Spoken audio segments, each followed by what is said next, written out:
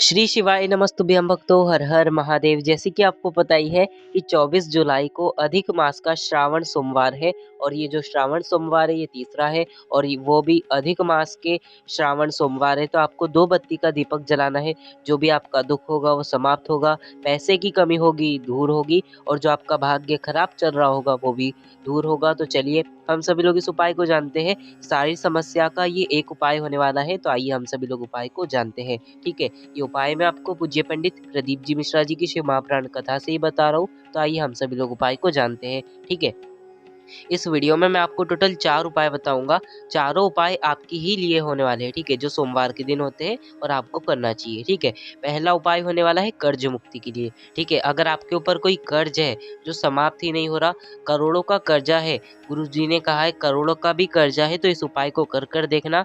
2 से 3 महीने में या फिर 1 साल के अंदर ही आपका कर्जा चुक जाएगा। ठीक है, तो इस उपाय को कैसे करना है मैं आपको बताता हूँ। ठीक है, आपको जरूरत पड़ेगी चावल की। ठीक है, चावल को भिगा लेना अच्छे से, भिगाने के बाद उसे पीस लेना। ठीक है, पीस कर अच्छे से चावल तैयार कर लेना। ठीक है, भीगे हुए चावल को, ठीक है, भीगे हुए चावल आप पीस कर तैयार कर लोगे। उसके बाद आपको लेनी है पीसी हुई हल्दी। ठीक है, पीसी हुई हल्दी भी 1-2 चुटकी ले लेना। ठीक है, ले लोगे। उसके बाद आपको लेना है एक कलश। ठीक है, एक कलश लोगे, एक जल का पात्र लोगे। ठीक है, उस जल के पात्र के अंदर आपको जल भर लेना है अपने घर से शुद्ध जल। ठीक है, भर लोगे। उसके बाद जो हमने पीसे हुए चावल पीसे ना थोड़े से, उस पीसे हुए चावल को 1-2 चुटकी हमें उस जल के अंदर डाल देना है। डाल दोगे, उसके बाद 1-2 चुटकी जो हमने पीसी हुई हल्दी ली उसे भी डाल देना है। ठीक है, डाल दोगे। उसके बाद आपको बस इस कलश को सोमवार के दिन लेकर जाना है बट वृक्ष के नीचे। ठीक है, कहाँ जाओगे? बट वृक्ष के नीचे, बड़ के पेड़ के नीचे जाओगे।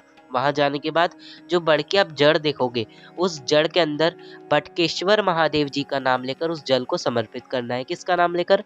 बटकेश्वर महादेव जी। फिर से बोलिए, बटकेश्वर महादेव जी। अगर आप बटकेश्वर महादेव जी का नाम लेकर इस जल को समर्पित करते हो, बस आपको इतना कर कर समर्पित कर कर वापस आपको अपने घर पर आना है। बस आपको इतना ही करना है एक सोमवार पर। ठीक है, ऐसे आपको 2 सोमवार या 3 सोमवार करना है। ठीक है, पहले सोमवार पे आपने ऐसे ही पीस लिए चावल को उस जल के अंदर डाल दिया, पीसी हुई हल्दी भी डाल दी। इस कलश को लेकर गए बड़ के पेड़ के नीचे, बटकेश्वर महादेव जी का नाम लेते हुए चढ़ा दिया। ऐसे आपको 2 या 3 सोमवार कर लेना है। ठीक है, कर लोगे। उसके बाद 3 सोमवार बाद आप जो बड़ की जड़ देखोगे, थोड़ी जड़ ऊपर ऊपर लगी रहती है, तो बड़ की जड़ जो बड़ के पेड़ में से आपको थोड़ी सी जड़, ठीक है, लेकर आ जाना है 3 सोमवार बाद। ठीक है, लेकर आ जाओगे ना जड़ को, और बस उस जड़ को कोई भी धागे में, ठीक है, लाल धागे में बांध कर अपने गले में या फिर अपनी जेब में उसको 2-3 महीने रखे रहने देना है।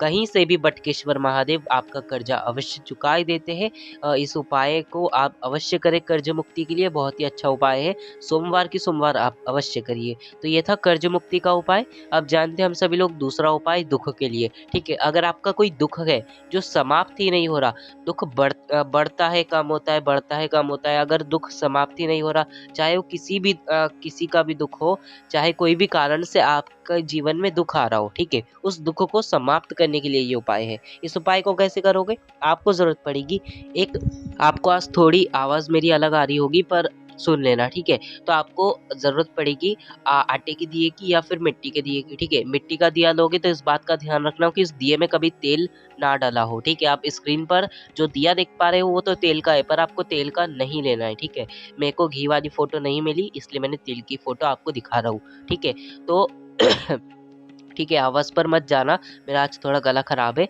तो आपको क्या करना है, एक मिट्टी का दिया जो कभी उस दिए में तेल ना डाला हो ऐसा दिया ले लेना।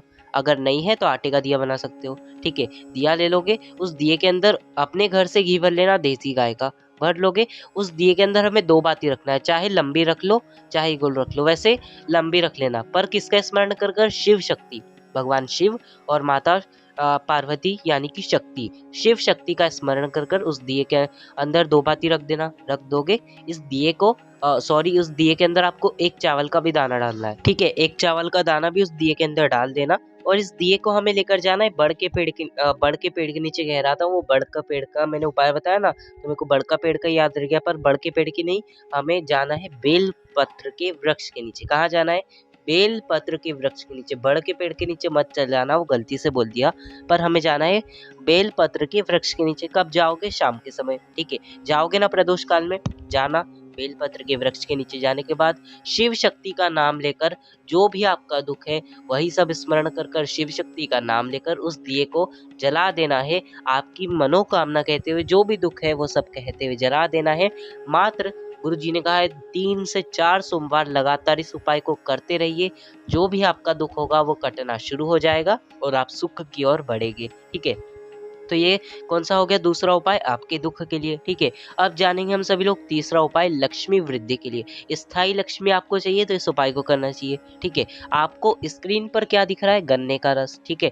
तो आपके घर में भी अगर संपदा की कमी हो, धन आता नहीं हो, आपका कर्जा हो, या फिर 1 रुपए कमा रहे, सवा रुपए खर्च हो रहा है, चाहे आप जितना भी कमा रहे खर्च ज़्यादा होता है, पैसा टिकता नहीं है, तो इस उपाय को करना है, ठीक है। आपको स्क्रीन पर गन्ने का रस दिख रहा है तो आपको भी गन्ने का रस ले लेना है, ठीक है। गन्ने का रस आप मार्केट में जाओगे तो आपको अवश्य मिल जाएगा, ठीक है। मिल जाएगा ना गन्ने का रस, तो गन्ने के रस को ले लेना, ठीक है। आप उस गन्ने के रस में कुछ भी मत डलवाना, ना ही बर्फ, ना ही नमक, ना ही नींबू, ठीक है। कुछ भी मत डलवाना, सिर्फ सादा सिंपल गन्ने का रस ले लेना, ठीक है।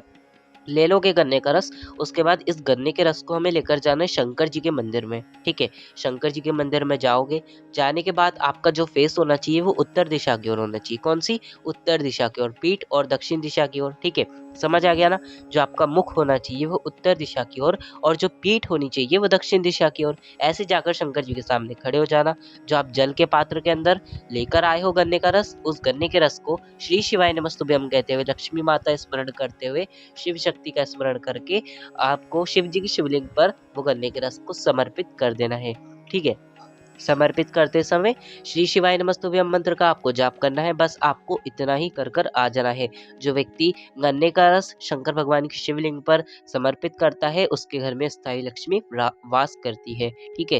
तो ये हो गया तीसरा उपाय। अब जानेंगे हम सभी लोग चौथा उपाय, जो कि सबसे आसान आपकी मनोकामना के लिए होने वाला है, ठीक है।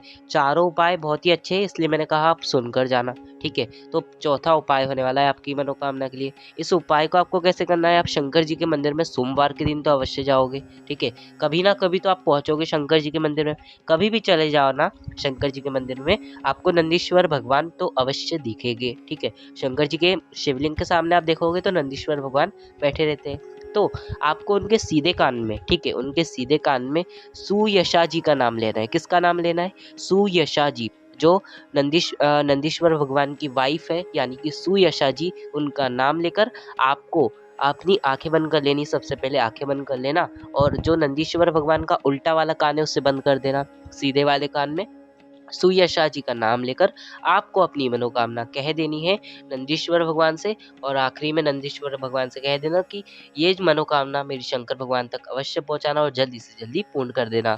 बस आपको इतना कह देना है और वापस आपको अपने घर पर आ जाना है। जो व्यक्ति सोमवार के दिन नंदीश्वर भगवान को अपनी मनोकामना कह कर आ जाता है, उसकी मनोकामना मात्र 3 महीने में पूरी हो जाती है। तो इस उपाय को आपको अवश्य करना है आपकी मनोकामना पूर्ति के लिए। तो इस उपाय को आप लोग अवश्य करें, और कमेंट में हर हर महादेव और श्री शिवाय नमस्तुभ्यम लिखना ना भूले। आज की इस वीडियो में इतना ही। श्री शिवाय नमस्तुभ्यम। हर हर महादेव।